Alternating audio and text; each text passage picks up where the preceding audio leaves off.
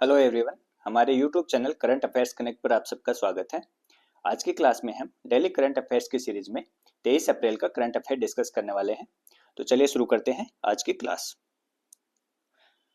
सबसे पहले देखते हैं आज की क्लास में हम कौन कौन से टॉपिक डिस्कस करने वाले हैं। तो पहला टॉपिक है उद्योग एवं आंतरिक व्यापार संवर्धन विभाग DPIIT और स्ट्राइड वेंचर्स द्वारा भारत स्टार्टअप ग्रैंड चैलेंज 2025 के विजेता की घोषणा। दूसरा टॉपिक है फायर सेफ्टी वीक। तीसरा है वेव्स 2025 में भारत पेवेलियन का अनावरण। नेक्स्ट है पीवी मॉड्यूल परीक्षण और अंशांकन प्रयोगशाला। अगला है अरुण 3 जल विद्युत परियोजना। नेक्स्ट है भारत का पहला एरोस्टेटिक ड्रोन। नेक्स्ट टॉपिक है कौशल विकास एवं उद्यमिता मंत्रालय और माइक्रोसॉफ्ट के मध्य महिलाओं के लिए AI करियर शुरू करने के लिए एक समझौता ज्ञापन पर हस्ताक्षर। नेक्स्ट है CSIR स्टार्टअप कॉन्क्लेव। अगला है मध्य प्रदेश सरकार द्वारा मानव बाघ संघर्ष को रोकने के लिए 145 करोड़ रुपए की योजना को मंजूरी। नेक्स्ट है भारत की DBT प्रणाली से 3.48 लाख करोड़ रुपए की बचत। अगला है हरियाणा के पिंजौर से 34 क्रिटिकली एंडेंजर्ड गिद्धों का महाराष्ट्र स्थानांतरण। नेक्स्ट है जसप्रीत बुमराह और स्मृति मंधाना को विजडन क्रिकेटर्स एलमनैक के नवीनतम संस्करण में विश्व के शीर्ष क्रिकेटरों का खिताब। और लास्ट है चीन ने दुनिया का पहला थोरियम आधारित परमाणु रिएक्टर चालू किया। तो देखते हैं पहला टॉपिक उद्योग एवं आंतरिक व्यापार संवर्धन विभाग DPIIT और स्ट्राइड वेंचर्स द्वारा भारत स्टार्टअप ग्रैंड चैलेंज 2025 के विजेता की घोषणा की गई है। तो विजेता कौन बने हैं? तो ये plastic for change recycling private limited ये स्टार्टअप है। ठीक है, तो इस भारत स्टार्टअप ग्रैंड चैलेंज 2025 के विजेता plastic for change recycling private limited को घोषित किया गया है। इनको 10 करोड़ रुपए की फंडिंग दी जाएगी। ठीक है, भारत स्टार्टअप ग्रैंड चैलेंज 2025 का उद्देश्य उच्च प्रभाव वाले घरेलू स्टार्टअप को मान्यता देना और उन्हें सशक्त बनाना है। प्लास्टिक फॉर चेंज की स्थापना वर्ष 2015 में हुई थी और इसका ध्यान फेयर ट्रेड सत्यापित रिसाइकल प्लास्टिक आपूर्ति श्रृंखला बनाने पर है। ठीक है, प्लास्टिक को रिसाइकल करने का काम एक स्टार्टअप करता है। तो स्ट्राइड वेंचर्स भारत में सबसे बड़ा वेंचर डेट फंड है जिसने पिछले 5 सालों में 170 से ज्यादा नए जमाने के स्टार्टअप को $1 बिलियन से ज्यादा का फंडिंग किया है। ठीक है, अगला है फायर सेफ्टी वीक। तो एक केंद्रीय स्वास्थ्य और परिवार कल्याण मंत्रालय द्वारा सभी राज्यों केंद्र शासित प्रदेशों के साथ साथ संबंधित केंद्रीय मंत्रालयों और विभागों के सहयोग से 21 से 25 अप्रैल तक फायर सेफ्टी वीक का शुभारंभ किया गया है। किसके द्वारा? केंद्रीय स्वास्थ्य और परिवार कल्याण मंत्रालय द्वारा। कब से कब तक? 21 से 25 अप्रैल तक। ठीक है, नेक्स्ट है वेव्स 2025 में भारत पेविलियन का अनावरण। ठीक है, तो world audio visual and entertainment summit है, ये नेक्स्ट मंथ मुंबई में होने जा रही है। तो इसमें भारत पेविलियन का अनावरण किया गया है। ठीक है, तो एक क्लास से कोड तक, ठीक है, थीम पर आधारित है। इसकी थीम है भारत पेविलियन की क्लास से कोड तक। ठीक है, और भारत मंडप के केंद्र में 4 ऐसे क्षेत्र हैं जो आगंतुकों को भारत की कहानी कहने की परंपरा की निरंतरता से परिचित कराएंगे। ठीक है, जो स्टोरी टेलिंग की जो परंपरा जो चली आ रही है वो अभी भी कंटिन्यू चल रही है, इसके बारे में बताया जाएगा। तो सबसे पहले उसमें क्या होता था? पहले श्रुति होता था। श्रुति इसमें वैदिक मंत्रों और लोकगीतों से लेकर शास्त्रीय संगीत, रेडियो और बोले गए शब्दों तक मौखिक परंपराओं पर प्रकाश डालती है। श्रुति के अंतर्गत जो मौखिक परंपराएं हैं कहानी कहने की, उन पर प्रकाश डाला गया है। दूसरा है कृति जो लिखित में है। ठीक है, तो लिखित विरासतों पर प्रकाश डालते हुए गुफा उत्कीर्णन और ताड़पत्र पांडुलिपियों से लेकर प्रिंट मीडिया, साहित्य और आधुनिक प्रकाशन के विकास तक की यात्रा का पता लगाना। ठीक है, तीसरा है दृष्टि, देख के। ठीक है, जो तो प्राचीन नृत्य शैलियों, कठपुतली और लोक रंगमंच से लेकर भारत के फलते फूलते सिनेमा, टेलीविजन, डिजिटल और इमर्सिव स्टोरी टेलिंग पारिस्थितिकी तंत्र तक दृश्य अभिव्यक्ति की खोज। ठीक है, तो ये भी कंटिन्यू हो रही है। और चौथा है क्रिएटर लीप, अत्याधुनिक तकनीक के साथ कहानी कहने के भविष्य को प्रदर्शित करना। ये फ्यूचर में कैसे कहानी कही जाएगी, तो ये कंटिन्यू हो रही है जो स्टोरी टेलिंग की परंपरा है। तो ये इसकी थीम भारत मंडप की रखी गई है। प्रथम विश्व ऑडियो विजुअल और मनोरंजन शिखर सम्मेलन वेव्स का आयोजन मई 2025 में मुंबई में किया जाएगा। अगला टॉपिक है पीवी मॉड्यूल परीक्षण और अंशांकन प्रयोगशाला। ठीक है, जो सोलर फोटोवोल्टिक सोलर प्लेट होती हैं पीवी मॉड्यूल, उनका परीक्षण, टेस्टिंग और अंशांकन, ठीक है, के लिए प्रयोगशाला ये कहाँ पर स्थापित की गई है? तो केंद्रीय नवीन एवं नवीकरणीय ऊर्जा मंत्री प्रहलाद जोशी द्वारा राष्ट्रीय सौर ऊर्जा संस्थान नाइस ग्वाल पहाड़ी बंदवारी हरियाणा में इसका उद्घाटन किया गया है। कहाँ किया गया है?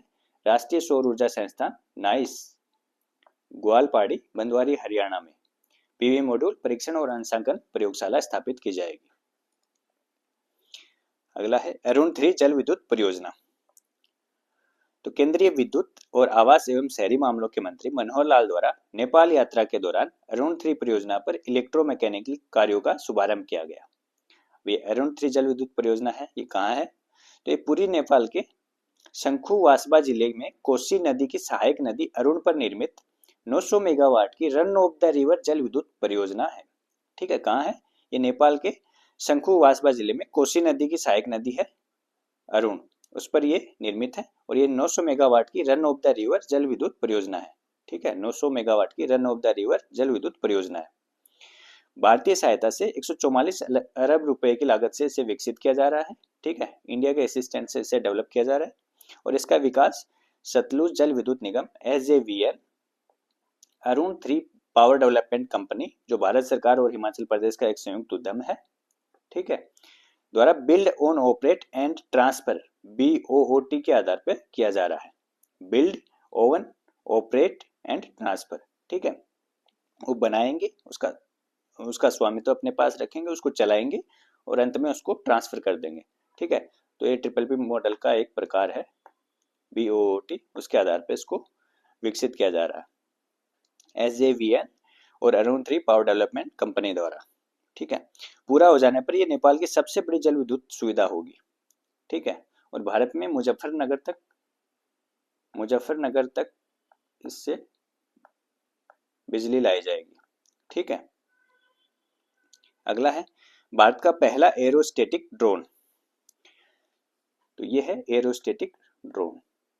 ठीक है, तो भारत सरकार के विज्ञान एवं प्रौद्योगिकी विभाग के अंतर्गत स्वायत्त निकाय north east centre for technology application and rich nectar के सहयोग से एयरबोटिक्स टेक्नोलॉजीज गुड़गांव द्वारा से विकसित किया गया है।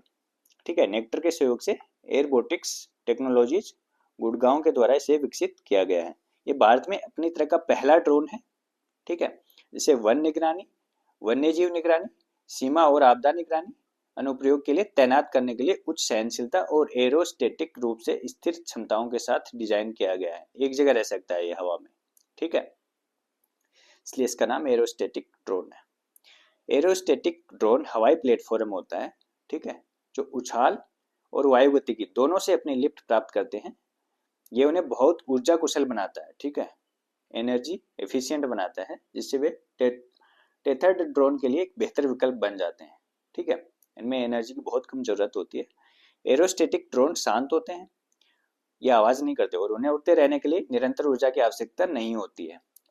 ठीक है, तो ये लगातार 4 घंटे से अधिक समय तक हवा में रह सकते हैं।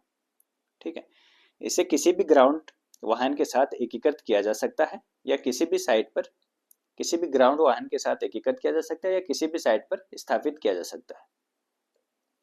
ड्रोन को दिन और रात दोनों कैमरों के साथ साथ दूरसंचार रिले और एंटी ड्रोन पेलोड जैसे किसी भी अन्य पेलोड से लैस करने की सुविधा है। ठीक है, और इसका उपयोग वन्यजीव निगरानी, वन निगरानी, भीड़ निगरानी, सीमा सुरक्षा और आपदा निगरानी और दूरदराज के इलाकों में या आपातकालीन स्थितियों के दौरान अस्थायी संचार सुविधा स्थापित करने के लिए इनका उपयोग किया जा सकता है। अगला है कौशल विकास एवं उद्यमिता मंत्रालय और माइक्रोसॉफ्ट के मध्य कौशल विकास एवं उद्यमिता मंत्रालय भारत सरकार और माइक्रोसॉफ्ट के मध्य महिलाओं के लिए AI करियर शुरू करने के लिए एक समझौता ज्ञापन पर हस्ताक्षर किए गए हैं। ठीक है, तो ये एक अग्रणी कौशल पहल है और इसका उद्देश्य उच्च शिक्षा संस्थानों में महिलाओं को आर्टिफिशियल इंटेलिजेंस में करियर बनाने के लिए सशक्त बनाना है। ठीक है, तो किसके साथ किए गए हैं ये समझौता? तो कौशल विकास एवं उद्यमिता मंत्रालय और माइक्रोसॉफ्ट के मध्य। ठीक है, तो माइक्रोसॉफ्ट महिलाओं के लिए AI कौशल और नवाचार ढांचे के तहत 240 घंटे का एक प्रशिक्षण पाठ्यक्रम प्रदान करेगा जो उद्योग मानकों के अनुरूप होगा और राष्ट्रीय व्यावसायिक शिक्षा और प्रशिक्षण परिषद NCVET के परामर्श से विकसित किया जाएगा। ठीक है, 240 घंटे का एक ट्रेनिंग प्रोग्राम लॉन्च करेगा माइक्रोसॉफ्ट महिलाओं के लिए AI में। यह प्रशिक्षण 6 राज्यों के Tier 2 और Tier 3 शहरों में 30 उत्कृष्टता केंद्र हब और 150 शैक्षणिक संस्थान स्पोक के नेटवर्क में उच्च शिक्षा के लिए राज्य सरकार के विभागों के साथ साझेदारी में हब और स्पोक मॉडल में दिया जाएगा। ठीक है, तो ये जो ट्रेनिंग है वो हब और स्पोक मॉडल के अंतर्गत प्रदान की जाएगी 6 राज्यों के Tier 2 और Tier 3 शहरों में। इसमें 30 हब होंगी और 150 स्पोक होंगे।